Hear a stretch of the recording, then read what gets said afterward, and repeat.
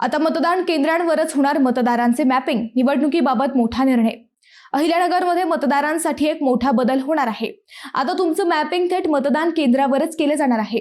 मंडळी, जिल्ह्यात सध्या मतदार यादीच्या सखोल पुनरीक्षणाची तयारी सुरू आहे। त्यासाठी मतदारांचे मॅपिंग करण्याचे काम वेगाने सुरू आहे। आतापर्यंत सुमारे 70% अधिक मतदारांचे मॅपिंग पूर्ण झाले आहे। मात्र अहिल्यानगर शहर मतदारसंघात हे प्रमाण अजूनही कमी आहे। याच पार्श्वभूमीवर प्रशासनाने आता मिशन मोड मध्ये काम सुरू केले आहे। 15 एप्रिल पासून शहरातील तब्बल 297 मतदान केंद्रांवर दररोज संध्याकाळी 5 ते 7 या वेळेत BLO उपस्थित राहणार आहेत। या वेळेत मतदारांनी थेट मतदान केंद्रांवर जाऊन आपले मॅपिंग करून घ्यायचे आहे।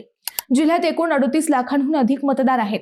त्यापैकी सुमारे 27 लाख मतदारांचे मॅपिंग पूर्ण झाले आहे। संगमनेर आणि अकोले मतदारसंघात सर्वाधिक मॅपिंग झाले असताना अहिल्यानगर शहर अजूनही मागे आहे। म्हणूनच प्रशासनाने आता थेट मतदान केंद्रांवरच सुविधा उपलब्ध करून दिली आहे, जेणेकरून उर्वरित मतदारांचे मॅपिंग लवकर पूर्ण होईल। मंडळी, आगामी निवडणुकांसाठी मतदार यादी अचूक असणं अत्यंत गरजेचं आहे।